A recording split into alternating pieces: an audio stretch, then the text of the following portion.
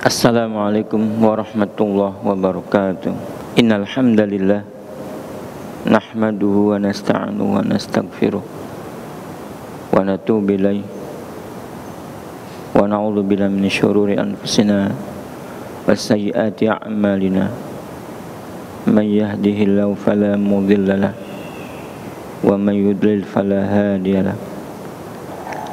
Asyhadu an la ilaha illallah wahdahu la syarika lahu wa asyhadu anna Muhammadan abduhu wa rasuluh la nabiyya ba'da. Allahumma salli wa sallim wa barik ala nabina Muhammad wa ala alihi wa sahbihi wa man tabi'ahu bi ihsan ila yaumiddin.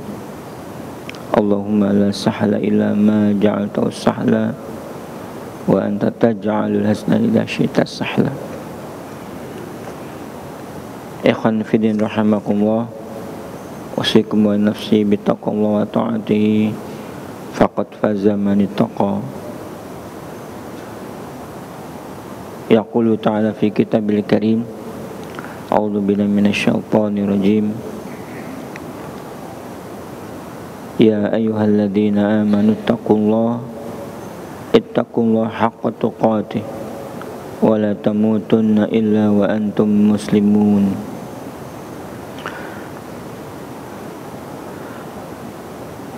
Setelah tahmid dan pujian kepada Allah, kita sampaikan sholawat kepada Nabi, kepada keluarganya, kepada para sahabat, kemudian pada para tabi'in, dan tentunya siapa saja yang terus tegak melaksanakan dinul Islam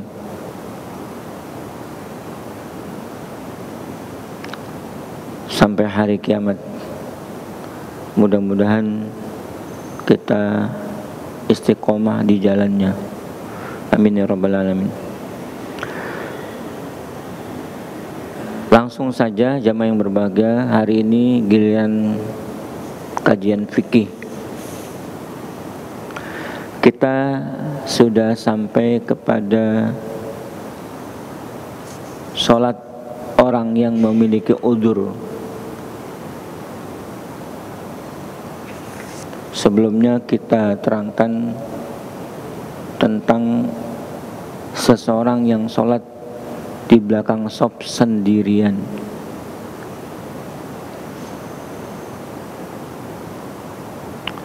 Orang yang sholat sendirian di belakang shop, Nabi memerintahkan dia supaya mengulang sholatnya.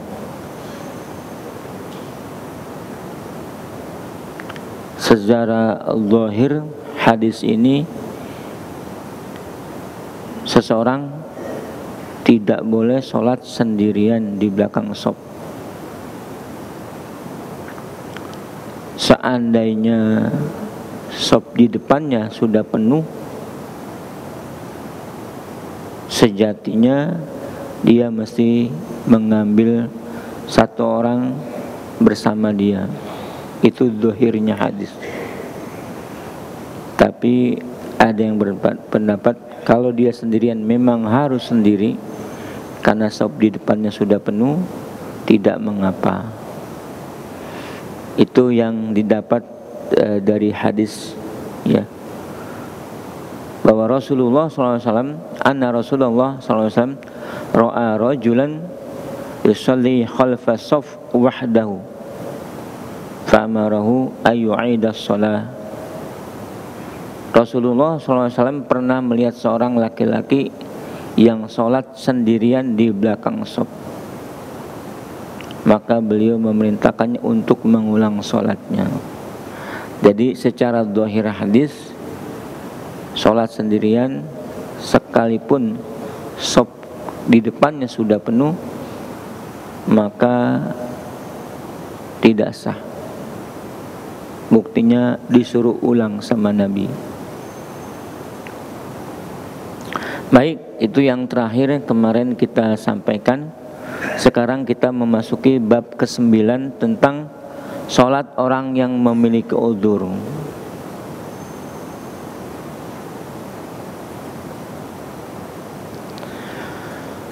Orang yang memiliki udzur adalah orang sakit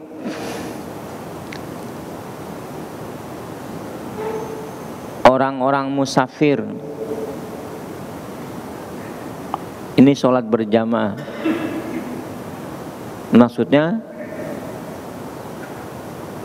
pertama, orang yang udzur dari sholat berjamaah. Kedua, dibahas bagaimana orang yang udzur di dalam pelaksanaan sholat, baik sendirian atau berjamaah. Jadi orang yang memiliki udzur adalah orang-orang sakit, orang-orang musafir, dan orang-orang yang takut, yang tidak bisa mendirikan sholat sesuai dengan tata cara sholat yang dikerjakan oleh orang-orang yang tidak berudzur.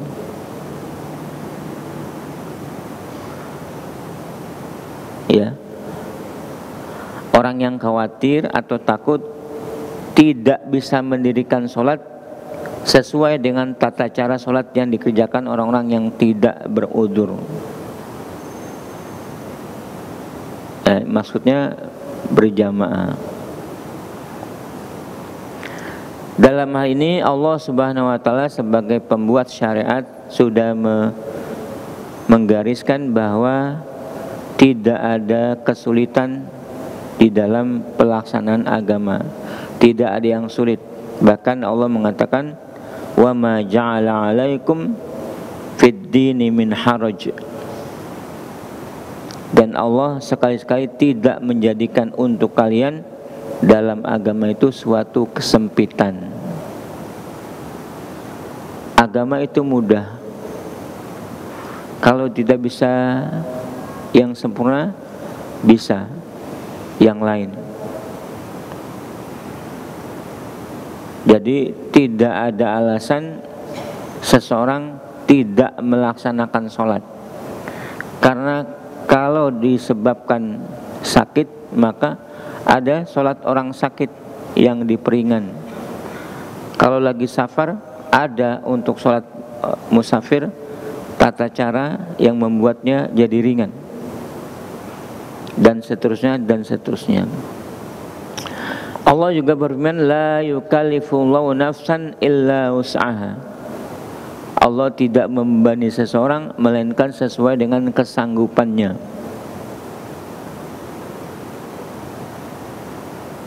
Ayat yang lain, fattaqullaha mastata'tum. Maka bertakwalah kalian kepada Allah menurut kesanggupan kalian.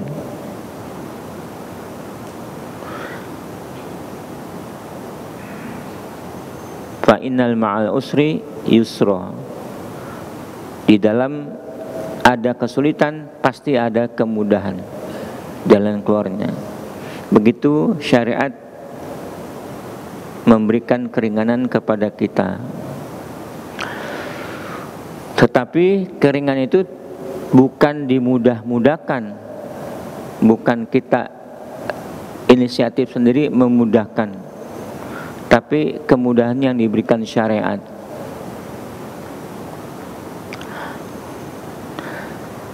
Pertama kita bahas tata cara orang yang sakit. Bagaimana dia mesti melaksanakan sholat. Orang sakit ini maksudnya sakit jasmaninya.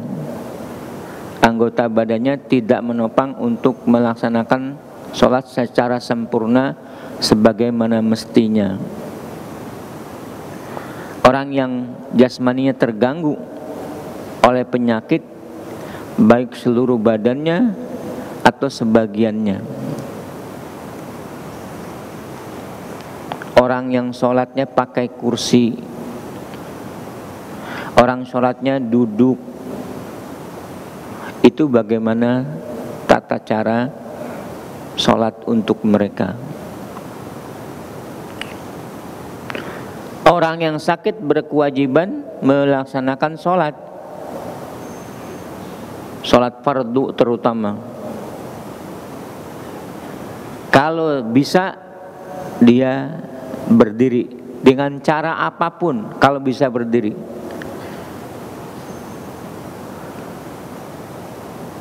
Sekalipun dengan cara setengah membungkuk. karena punggungnya sakit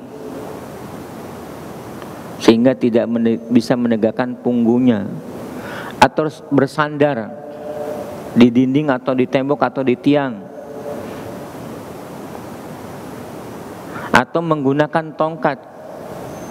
Karena berdiri itu rukun dalam sholat fardu.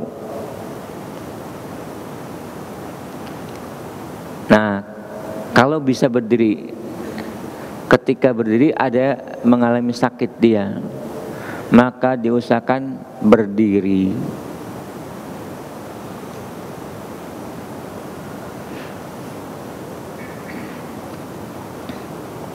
Dalam keterangan tambahan, orang cuman kalau berdiri lama sakit, dia usahakan berdiri dulu.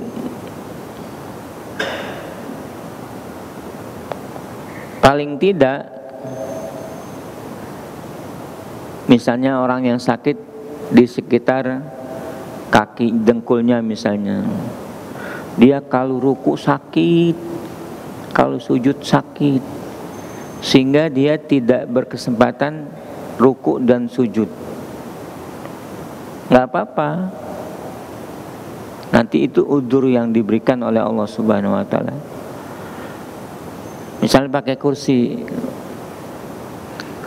kalau berdiri juga tidak bisa, ruku tidak bisa, sujud tidak bisa, kecuali dengan memakai kursi, maka seluruh itu sholatnya dikerjakan dalam keadaan duduk.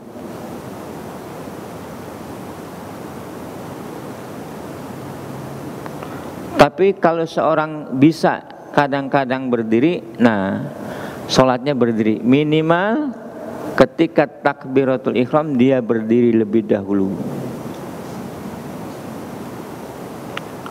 menggunakan kursi. Takbiratul ihram Allahu Akbar dengan berdiri, Allahu Akbar, kemudian duduk. Nah, duduknya ini bukan duduk langsung.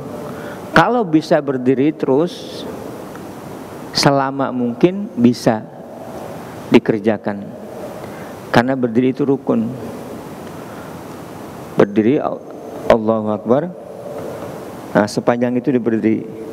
Seandainya menimbulkan rasa sakit baru dia duduk. Bukan berdiri, duduk itu jadi alasan. Maka ketika berdiri, sanggup berdiri, diusahakan berdiri. Nanti pas mau sujud, mau ruku, baru dia duduk. Begitu keterangan untuk orang-orang yang sakit. Dalam sebuah hadis Rasulullah menegaskan, idza amartukum bi amrin fa'tu minhu mastata'tum. Bila aku perintahkan sesuatu kepada kalian, maka lakukanlah apa yang kalian mampu lakukan darinya. Maka dari itu tidak serta-merta dia duduk ketika sholatnya, dia mengambil dengan posisi duduk. Diusahakan berdiri selama mungkin. Itu keterangan bahwa sholat berdiri itu dalam sholat itu rukun. Tidak sah orang yang bisa berdiri, ya, bisa berdiri sementara dia tidak lakukan, ya, sekalipun dia sakit, ya, tidak sah karena tidak melaksanakan rukunnya. Nah, banyak kita sering saksikan orang sholatnya duduk, padahal dia berjalan bisa, berjalan ke sana kemari bisa. Hanya mungkin kalau sholat itu jadi pas ruku atau sujud dia tidak bisa. Tapi kita katakan berdiri dia bisa, sebab dia berjalan bisa. Nah, orang yang seperti itu diharuskan berdiri lebih lama.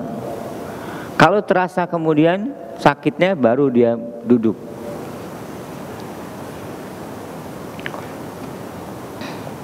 Bukan otomatis dia melaksanakan duduknya. Nah, kalau tidak mampu berdiri, maka dengan duduk sepenuhnya. Apakah duduk saja, berdiri tadi bisa, kalau ruku bisa, sujud bisa lakukan. Karena ruku juga dan sujud juga merupakan rukun. Kalau tidak bisa mampu berdiri, maka dengan duduk. Nah, dengan duduk itu apakah bisa ruku atau sujud? Bisa dilakukan. Kalau tidak bisa sama sekali ruku dan sujud, sholat dengan seluruhnya duduk. Apa yang membedakan gerakan sekarang masih berdiri terus ruku terus sujud dengan isyarat? Kalau tidak mampu menggerakkan badannya. Kalau mampu, dia ruku dan sujud dengan dalam keadaan duduk, dengan catatan rukunya harus lebih tinggi daripada sujudnya. Misalnya begini, ketika ruku dia bisa begini aja, ketika sujud rendah dikit, untuk membedakan ruku dan sujud. Ya, misalnya sakit pinggangnya, kalau sampai turun ruku atau turun sujud sakit. Nah, diusahakan dia memberikan dengan isyarat badannya. Allahu Akbar ketika ruku, Allahu Akbar.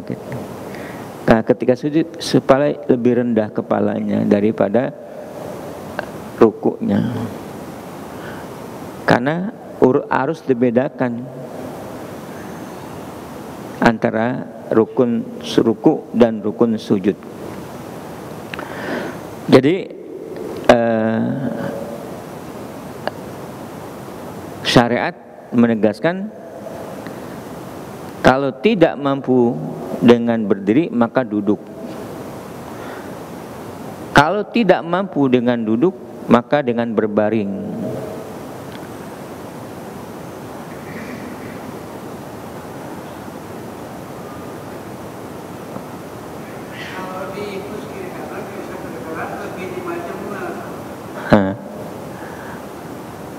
Kalau diinfus tapi masih sadar, ya sholat dengan isyarat. Wudu nggak perlu lagi pakai, cukup tayamum, darurat. Ya, mudah, agama mudah. Orang lain mungkin berpikir, lagi sakit, lagi nggak bisa sholat nanti aja di kodok. Tidak bisa.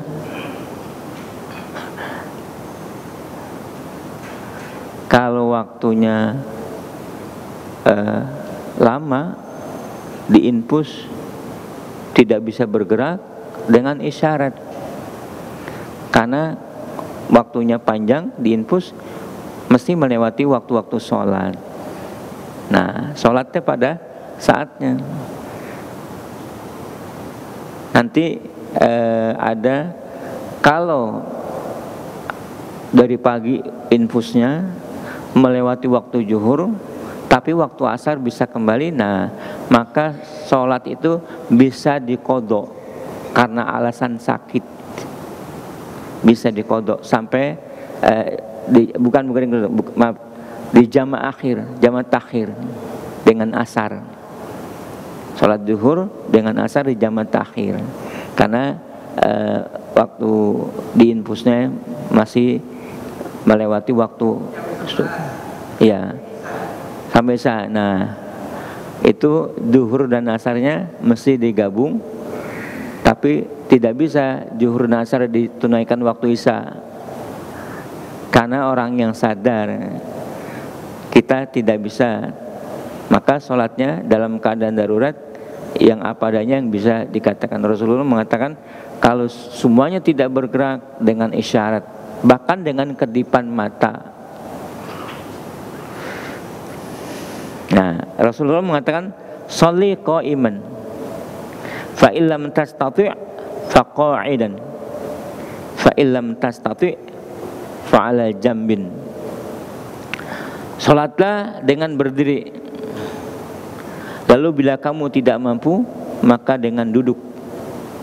Lalu bila kamu tidak mampu juga, maka dengan berbaring, miring. Nah, ini sholat miring. Jambin dengan ini sebelah badan. Nah, caranya bagaimana? Nah, seperti tidur yang dibolehkan, ya. Tidur kita menghadap ke kiblat, tumpuannya pada sebelah kanan. Enggak, ya itu darurat. Ya. Telentang infusnya. Ya, sholat dengan isyarat. Nah, tapi kalau orang yang sakit aja, yang sakit nggak bisa berdiri, nggak bisa duduk, ya dengan berbaring, tapi berbaringnya harus dengan miring. Kalau bisa, ya. Karena Rasulullah mengatakan fa ilam tasi fa ala dambin. Jambin itu adalah sebelah badan, samping, berbaring miring. Jadi kepalanya di sana, kakinya di sini, terus miring dengan badan bertumbuh kepada sebelah kanan.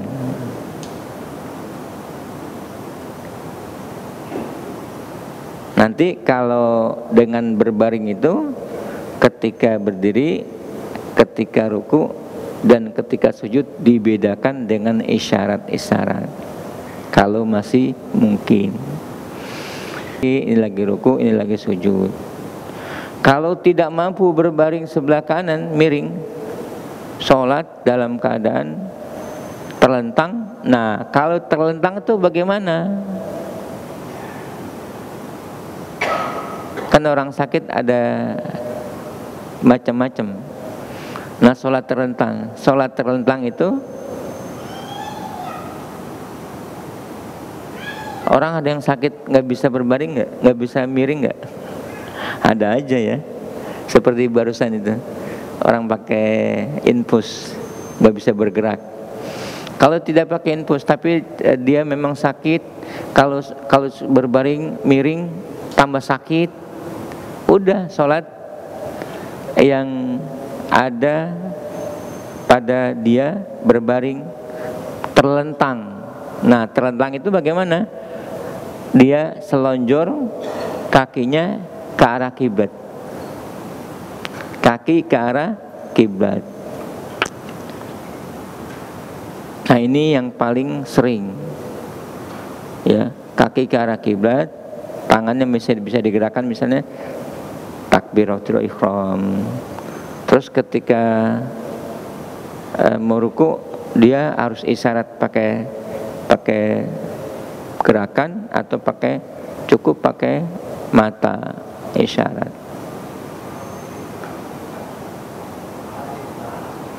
Pala sebelah kanan, iya, bukan utara dong. Ini kan arah kiblat, ya kan? Kepala di sana, kaki di sini, miring.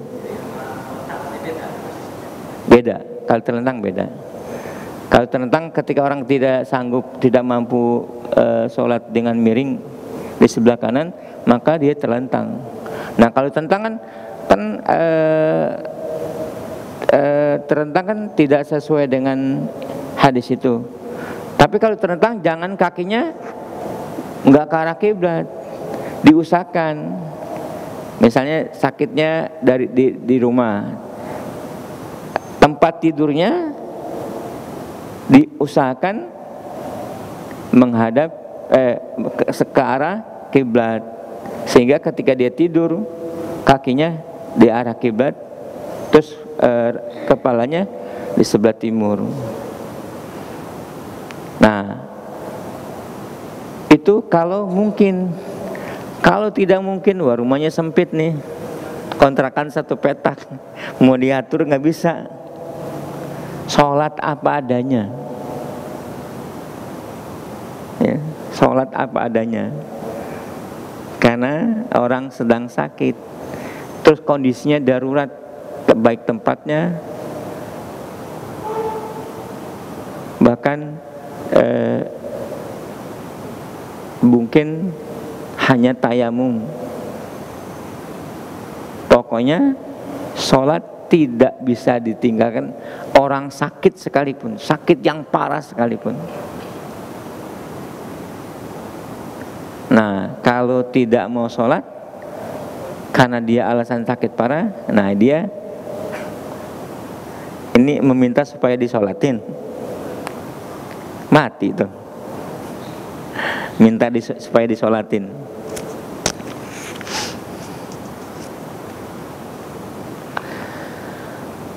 Nah, kata penulis ini, bila orang sakit tidak mampu melakukan semuanya ini, maka dia boleh sholat sesuai dengan keadaannya,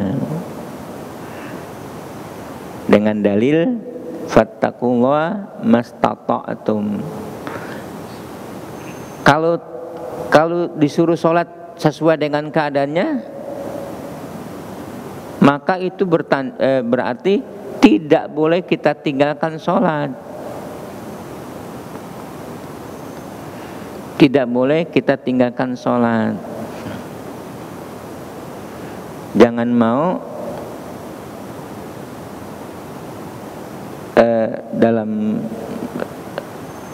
dalam cerita ya, katanya sholatlah ke masjid shop pertama yang nomor 1.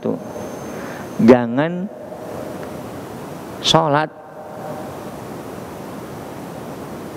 dia paling depan, bahkan imam kalah sama dia.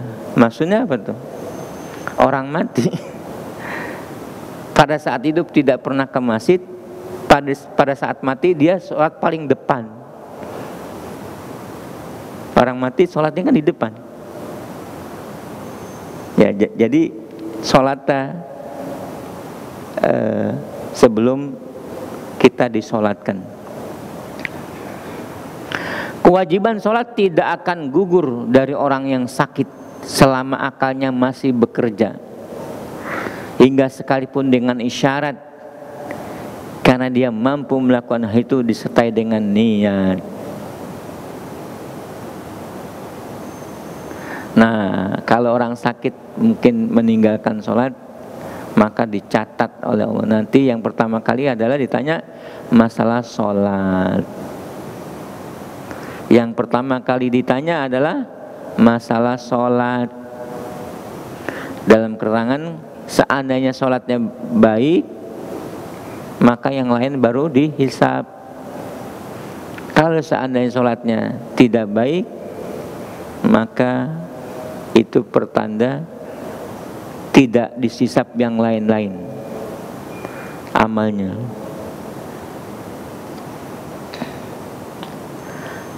Orang sakit yang sholat dengan duduk memberikan isyarat dalam ruku dan sujudnya dengan isyarat kepalanya, dan dia menjadikan sujudnya lebih rendah daripada rukunya. Lalu bila dia tidak mampu memberikan isyarat dengan kepalanya, maka dengan kedua matanya.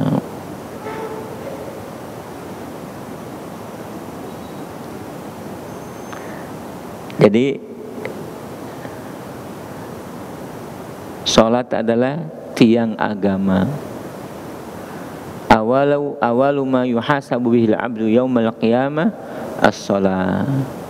Yang pertama kali dihisab dari seorang hamba pada hari kiamat adalah sholatnya. Allah memulai dengan ditanya hamba itu sholatnya.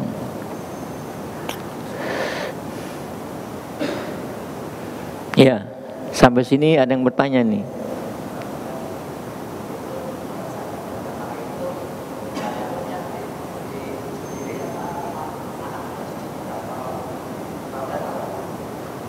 Ya, ngapain? Tayamum. Iya. Sebenarnya wudu atau tayamum tidak bisa kita minta tolong kepada orang lain. Bahkan dalam keterangan ulama sebagian, kita misalnya wudu ya, dikucurin airnya sama orang lain tidak boleh itu. Tapi dalam keadaan darurat, sakit misalnya, boleh saja. Tayamum tidak bisa sendirian. Ya kalau darurat apapun boleh. Darurat tayamum boleh dibantu orang lain. Misalnya dia nggak bisa gerakan tangannya, dibawa tangannya sama anaknya misalnya, ini dipukulkan ke tanah, boleh dibantu. Karena darurat, semuanya bisa dilaksanakan sesuai dengan kemampuannya. Ada lagi yang bertanya, wah, rame di masyarakat kita bayar fidyah, bahkan fidyah sholat atau disolatkan, dikodok. Yang nyolatin siapa? Yang kodoin siapa? Orang lain. Ketahuilah jamaah yang berbahagia, sholat tidak bisa digantikan kecuali orang sendiri. Kalau sholat bisa digantikan, wah, orang kaya menang terus, bayar. Sholat sejatinya nggak bisa digantikan. Mau miskin, mau kaya, mau tua, mau muda, atau sakit atau sehat, maka harus sholat sendiri. Nah, mereka yang mengambil jalan ini kodok buat sholatnya ketika sudah mati, tidak berdasar. Karena sholat sejatinya tidak bisa kecuali orang yang bersangkutan. Nah, terjadi kepada kita kan, di masyarakat kita, ada yang mengkodok sholat, tapi ada yang paling sering fidyah, karena bayar misalnya pakai beras, pakai 50 karung, 50 liter satu karung. Ini apa? Ini untuk sholat yang ditinggalkan. Kalau sholat sudah ditinggalkan bisa dibayar ketika sudah mati, enak betul. Maka sholat itu tidak bisa dibayar apapun. Kalau mengganti sholat, keluarga meninggal,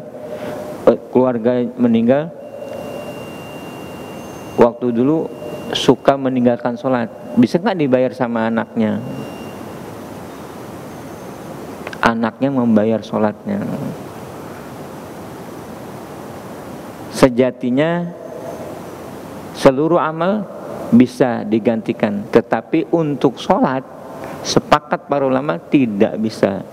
Kalau saum bisa, kalau haji bisa, kalau zakat bisa, tapi sholat sepakat para ulama tidak bisa. Wallahu a'lam bishawab. Adzan dulu. Sekarang kita akan masuk pembahasan mengqashar sholat bagi musafir. Nah, sering menjadi pertanyaan karena kita sering tidak berada di tempat tinggal kita, sering mengadakan perjalanan. Bagaimana mengqashar sholat dan tata caranya bagaimana? Hukum mengqashar sholat, tidak ada perbedaan pendapat di kalangan para ulama tentang disyariatkannya mengqashar sholat, yaitu yang 4 rakaat dijadikan 2 rakaat. Untuk siapa? Bagi musafir. Nah, ada penjelasan nanti sholatnya bagaimana, musafir yang bagaimana, terus jarak perjalanan dia berapa kilometer.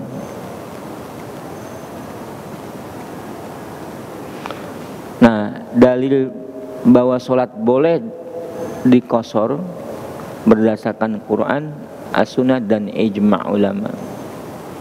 Yang berdasarkan Al-Quran adalah firman Allah dalam surat An-Nisa 101. Wa idza darabtum fil ardi falaysa 'alaikum junahun an taqsuru minas shalah in khiftum ay yaftinakumul ladzina kafaru. Dan apabila kalian bepergian di muka bumi, maka tidaklah mengapa kalian mengqasar salat kalian jika kalian takut diserang oleh orang-orang kafir. Nah, awalnya adalah karena ketakutan orang Islam dalam suasana masih berperang, kalau tiba-tiba diserang sama orang kafir, maka itu boleh. Nah, tetapi dalam keadaan aman bagaimana? Tidak ada kekhawatiran orang kafir membuat fitnah, menyerang misalnya, tidak ada seperti zaman sekarang itu. Apakah masih tetap boleh mengqasar?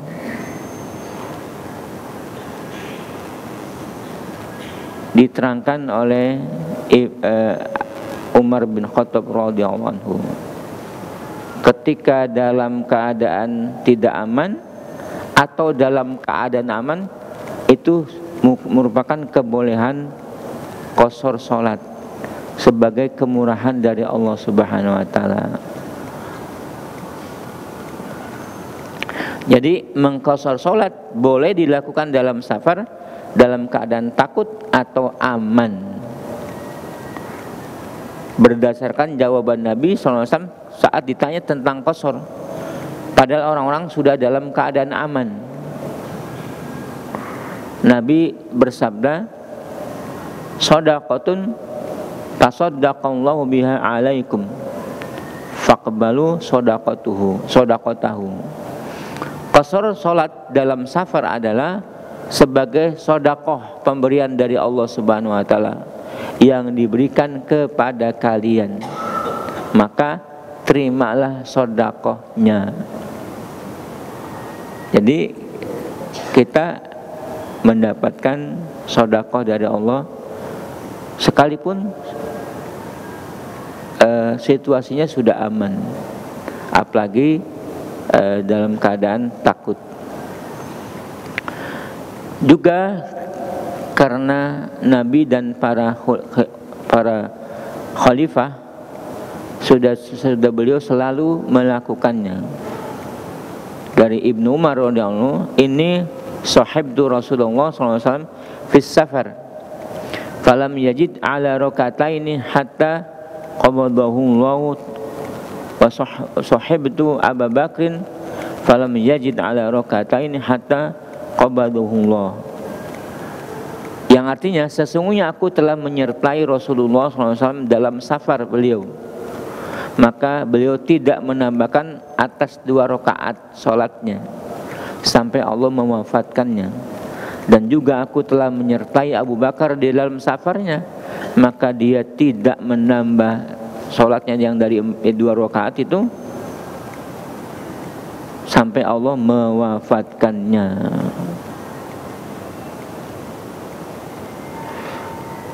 Terus dalam hadis, innallaha yuhibbu an tu'ta rukhasuhu kama yakrahu an tu'ta ma'siyatuhu.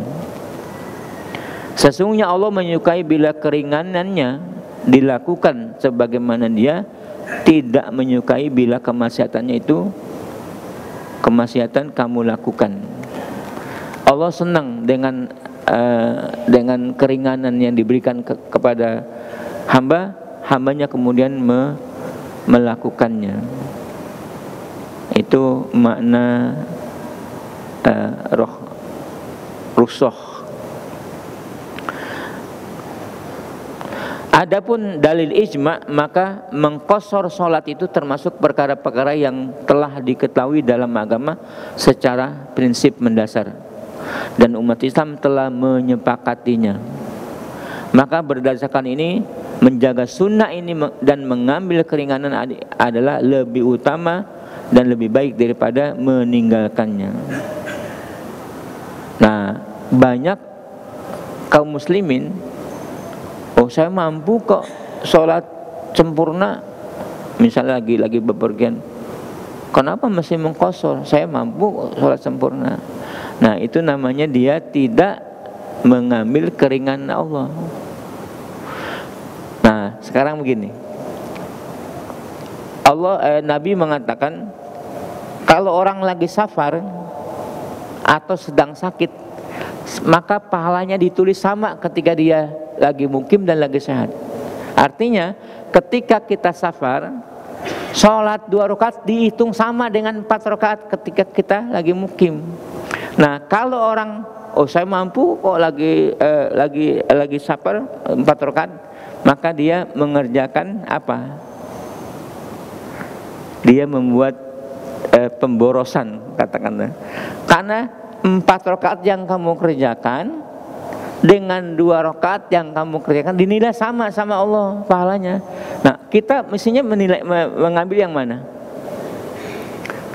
Misalnya gini, kamu kerja 4 jam sama kerja 2 jam digaji sama 100.000, pilih yang mana? Pilih 2 jam. Oh, 2 jam. Nah, begitu cara memahami keringanan dari Allah Subhanahu wa taala. Dengan ini Allah menjadi senang kalau keringanannya diambil, sedekahnya diambil.